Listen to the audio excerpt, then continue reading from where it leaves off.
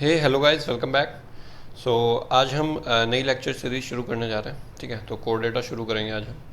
Core data का ये introductive video है। मतलब मैं इस वीडियो में आपको बताऊंगा कि एक बार सिलेबस से रूबरू करा दूंगा दोबारा से। ठीक है, सिलेबस देखने के बाद हम थोड़ा सा पीवाईक्यूज देखेंगे तो हमें आइडिया लग जाएगा कि किस टाइप से प्रिपरेशन करनी है और किस टाइप के क्वेश्चन आते हैं, कितना पढ़ना है कितना नहीं पढ़ना है। ठीक है, और लास्ट में मैं आपको सोर्सेज भी बता दूंगा कि पढ़ना कहाँ से है। ठीक है, तो ये सारा चीज़ें हम शुरू करते हैं इसमें। अगर कनेक्ट करना है तो कनेक्ट कर सकते हैं। ये टेलीग्राम ग्रुप का लिंक है, ये चैनल का लिंक है, या मेरी ईमेल आईडी है। तो जो भी प्लेटफॉर्म आप यूज़ करते हैं आप कनेक्ट करो। और अभी हमने मेंस गाइडेड प्रोग्राम भी शुरू किया, जिसमें गाइडेंस पूरी आपको प्रॉपर आंसर राइटिंग के साथ शुरू की जाएगी।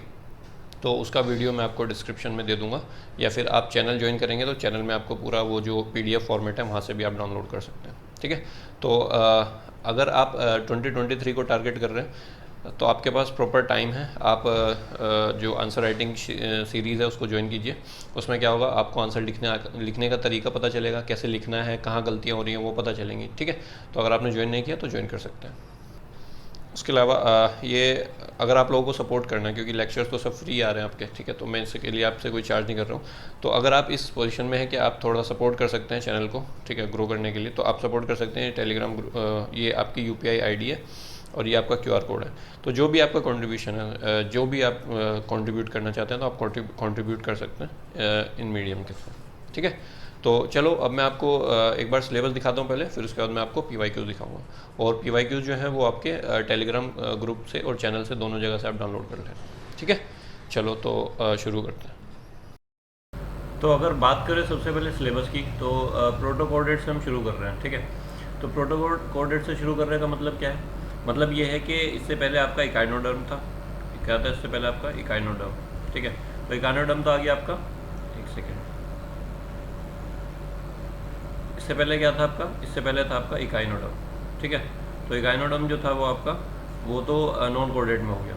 तो अब कोऑर्डिनेट में आपका शुरू होता है प्रोटोकोऑर्डिनेट से। ठीक है, तो प्रोटोकोऑर्डिनेट में सबसे पहले आपका ओरिजिन ऑफ कोऑर्डिनेट, कोऑर्डिनेट का ओरिजिन कैसे हुआ, जनरल फीचर्स और लाइफ हिस्ट्री ऑफ ब्रैंकियोस्ट्रोमा। तो एक तो हमें ब्रैंकियोस्ट्रोमा पे फोकस करना है और दूसरा आपका हर्डमेनिया पे फोकस करना है। ठीक है, तो एक तो क्वेश्चन इससे बनेगा ओरिजिन ऑफ कोऑर्डिनेट क्या है, और दूसरा general features and life history Branchiostoma की और हर्डमेनिया की। ठीक है, तो इन दोनों पे सवाल आया हुआ, वो मैं अभी आपको पीवाईक्यूज दिखाऊंगा, उसमें देख लेना आप। ठीक है, देन उसके बाद फिशेज़ की अगर हम बात करें तो फिशेज़ में तीन टॉपिक दिए। एक रेस्पिरेशन दिया है, रेस्पिरेशन कैसे होता है फिशेज़ में, एक लोकोमोशन कैसे होता है और एक माइग्रेशन कैसे होता है। ठीक है, तो तीनों चीज़ें आपको ध्यान में रखनी है कि लोकोमोशन, माइग्रेशन और रेस्पिरेशन। ओके, देन उसके बाद आपका एम्फीबियंस आ गए।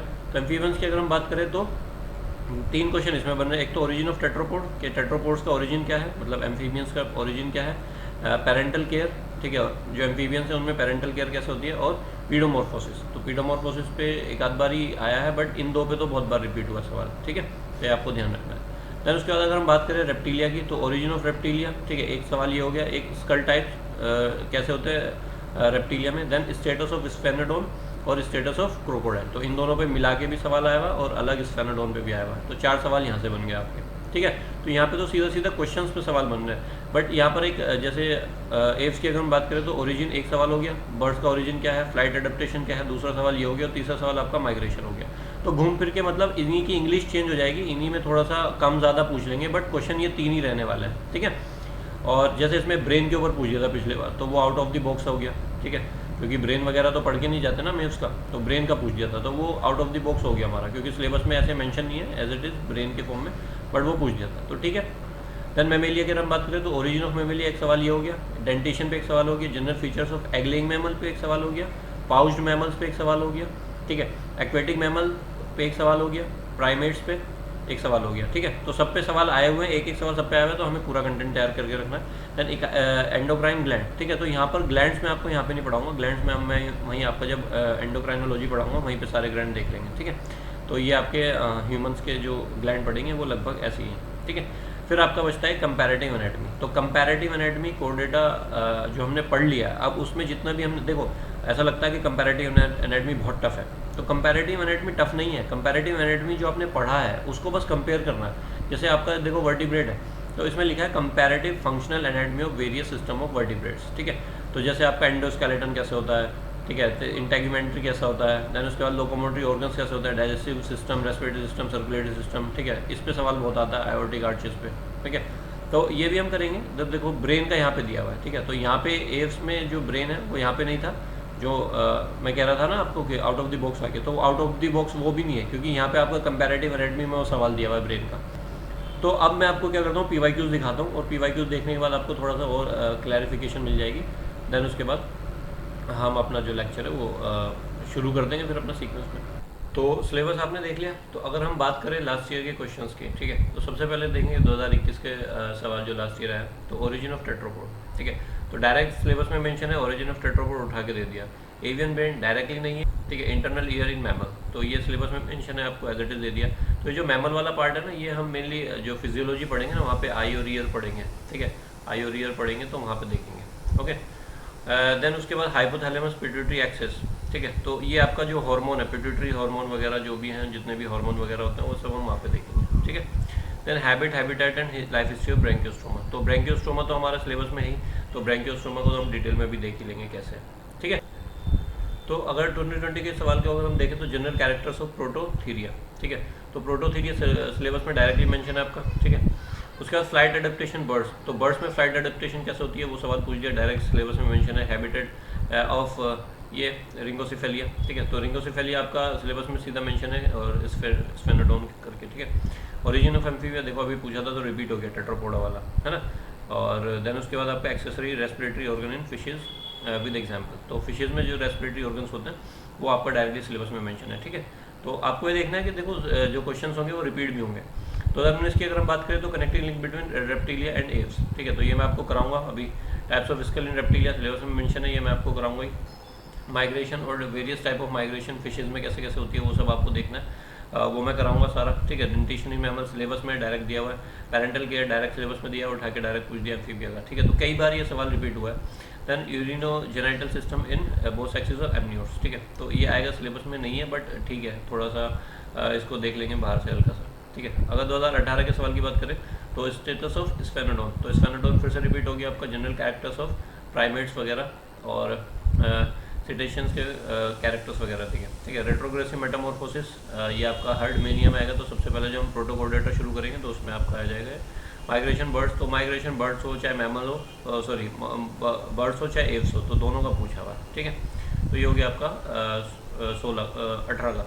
अगर बात करें 17 के सवाल की तो some fishes can breathe air elaborate, ठीक है। तो ये स्टेटमेंट दे दी इसने, यूपीएससी ने स्टेटमेंट दे दी कि कुछ जो फिशेज हैं वो एयर को ब्रीथ कर सकती है, उसको इलेबोरेट करो, मतलब बेसिकली उसको एक्सप्लेन हम करेंगे कि कैसे कैसे कर सकती हैं, ठीक है। फिर general features and example of egg laying mammals, ठीक है। तो एग लेइंग मैमल और पाउच मैमल के ऊपर सिलेबस में मेंशन दिया हुआ है, डायरेक्टली सवाल उठा के पूछ दिया। देखो ओरिजिन ऑफ टेट्रापोड, फिर से ओरिजिन ऑफ टेट्रापोड पूछ दिया तो रिपीटेड मोड में आ रहा है। देन उसके बाद आपका नहीं, अभी ओरिजिन ऑफ एम्फीबिया पूछा था, यहाँ पे टेट्रापोड पूछ दिया, ओके। फ्लाइट अडेप्टेशन बर्ड्स में डायरेक्ट सिलेबस में मेंशन है। टाइप्स ऑफ डेंटिशन, डेंटिशन के ऊपर पहले भी सवाल था, फिर से रिपीट हो गया। 3 layers of eye vision in humans, ठीक है। तो ये हम फिजियोलॉजी में देखेंगे। Then primitive, degenerative and advance characters of branchiostoma, ठीक है। तो ये ब्रैंकियोस्टोमा हमारा है सिलेबस में, तो ये हम अच्छे से देखेंगे अभी। देन उसके बाद अगर हम बात करें 2016 के सवाल की, तो 2016 में आपका माइग्रेशन एंड इट्स कॉजेज, ठीक है। माइग्रेशन क्या होता है, उसके कॉजेज क्या होते हैं, और एनाड्रोमस और कैटाड्रोमस वाला जो फिशेज के अंदर होता है, टाइप्स होता है, तो ये हम देखेंगे जब फिशेज हम पढ़ेंगे तो वहाँ पे देखेंगे। देन उसके बाद account of calcium homeostasis in mammal, ठीक है। तो ये थोड़ा सिलेबस में मेंशन नहीं है, डायरेक्टली नहीं है, तो ये दे दिया। कोई बात नहीं, कुछ कुछ क्वेश्चन ऐसे होते हैं जो आपको मतलब ऑप्शन है ना, उसमें से सारे थोड़ी करने हैं, तो जो आपका नहीं बन रहा उसको छोड़ना है। लेकिन ये तो कंपलसरी वाला है, 10 मार्कर है तो कंपलसरी है, ठीक है। चलो देखते हैं। उसके बाद मैमेलियन ईयर फिर से रिपीट हो गया, ठीक है। तो ईयर हम ईयर में पढ़ेंगे आपका। देन पिट्यूटरी ग्लैंड, ये हार्मोन में पढ़ेंगे आपका वहाँ पे। पेरेंटल केयर एम्फीबिया, देखो रिपीट हो गया। तो क्या कहना क्या चाह रहा हूँ आपसे, क्वेश्चन जो है वो रिपीट हो रहे हैं, ठीक है। आप भी देख रहे हो क्वेश्चन जो है वो रिपीट हो रहे हैं। देन अगर 15 की बात करें तो जतिंगा बर्ड मिस्ट्री उस टाइप पे कुछ चल रहा था, तो उस पर करंट अफेयर से सवाल दे दिया उसने, कुछ हुआ था उस टाइम पे, तो उससे सवाल रिलेटेड है। Then Herdmania is a primitive degenerative descendant of ancestral chordate, तो इसको एक्सप्लेन करना कि ये कैसे है, तो ये हम जब पढ़ेंगे हर्डमेनिया वहाँ पे आप देख लेना। Then component of endoskeleton of vertebrate, ठीक है। तो ये भी आएगा आपका।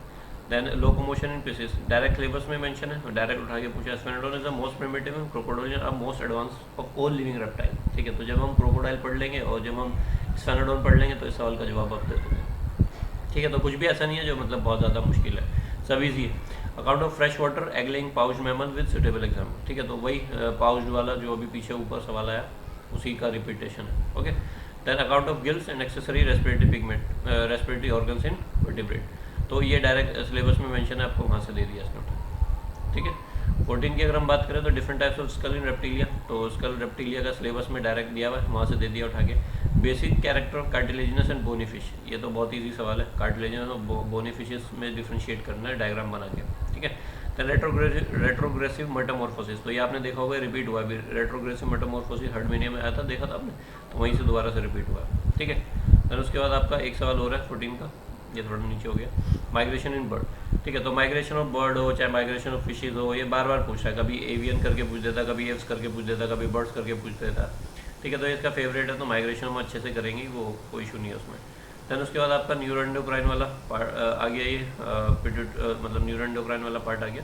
तो HPG एक्सिस से ये हम हार्मोन में पढ़ेंगे, ठीक है, यहाँ नहीं पढ़ेंगे। दैन पेरेंटल केयर एम्फीबियम, मेरे हिसाब से तो तीसरी चौथी बार आया पेरेंटल केयर एम्फीबियम में, ठीक है। तो ये आपको अच्छे से करना ही है हमको सही से। तो 12 की अगर हम बात करते हैं एनेप्सिड, डायप्सिड, साइनेप्सिड, तो ये क्या है, ये टाइप ऑफ स्कल वाला सवाल देखा था अभी आपने ऊपर, कहाँ गया, एक मिनट, ये types of skull in reptilia, तो यही है, नाम है उनके, ठीक है। तो ये फिर से सवाल आ गया, तो ये रिपीट ही है और कुछ नहीं है। Then differentiate between prototherian, मेटाथेरियन, eutherian, तो वही है जो अभी हम पीछे पड़ गया मैमल्स के जो टाइप है। तो आपने देखा होगा कि जो क्वेश्चंस हैं वो रिपीट हो रहे हैं, ठीक है। तो रिपीट हो रहे हैं मतलब लिमिटेड सिलेबस है हमारा, जो सिलेबस मेंशन है जो मैंने आपको दिखा दिया वो, और उसी को बार बार पढ़ना है, ठीक है। तो बार बार रिवाइज करेंगे तो हमारा जो है वो अच्छे से हो जाएगा, ठीक है। तो बात करें अगर सोर्सेज की, तो पढ़ना कहाँ से है, तो सोर्सेज मैं आपको एक बार बता देता हूँ। तो सोर्सेज मैं यहाँ पे लिख देता हूँ आपकी, ठीक है। तो सोर्सेज की अगर हम बात करें तो सबसे पहले तो यही है हमारा जो लेक्चर्स आएंगे, तो एक तो ये है, तो लेक्चर्स आपको अच्छे से करना है। उसके अलावा RL कोटपाल है, ठीक है। तो कोटपाल अच्छी किताब है, वहाँ से कर सकते हो। उसके अलावा आपका क्या बोलते हैं, स्टडी एंड स्कोर है, स्टडी एंड स्कोर, अगर वहाँ पे मिल जाए तो देख लेना। और एक IAS जूलॉजी है, IAS जूलॉजी, ठीक है। इसके अलावा भी अगर आप कहीं और से पढ़ रहे हो तो पढ़ो, अगर आपको कंटेंट मिल रहा है तो आप उसको अच्छे से करो, मुझे कोई इशू नहीं है, बस आपका कंटेंट अच्छे से प्रिपेयर होना चाहिए। तो अब क्या करेंगे, सीक्वेंस में जो लेक्चर्स हैं हमारे वो शुरू करेंगे। और ये जो ये है जो क्वेश्चंस की PDF है, ये मैं आपका टेलीग्राम ग्रुप और चैनल दोनों में डाल रहा हूँ, तो वहाँ से आप डाउनलोड कर लेना, ठीक है। चलो, तो वीडियो को मैं यहीं एंड करता हूँ। अगर वीडियो पसंद आई है तो लाइक करें, चैनल को सब्सक्राइब करें और शेयर करें, ठीक है। क्योंकि अब कोडेड शुरू हो रहा है, तो कोडेड भी एक मेजर पार्ट है। नॉन कोडेड हमारा ख़त्म होने के नहीं, अभी तो ख़त्म होने के आसपास नहीं आया, मतलब आधा हो गया, आधे से थोड़ा सा ज़्यादा हो गया, ठीक है। बाकी जो बचा हुआ वो भी कर लेंगे, इकाइनोडर्म तक है। तो अभी हमारा आर्थ्रोपोड बचा है, मोलस्क बचा है और इकाइनोडर्म बचा है, तो ये 3 पार्ट अभी बचे हुए हैं। उससे पहले का लगभग हमारा हो गया। एनालिड चल रहा है, मतलब एनालिड भी आपका अर्थवर्म ख़त्म होने को आ रहा है, ठीक है। चलो, तो यहीं पे एंड करते हैं, ठीक है। Thank you, bye.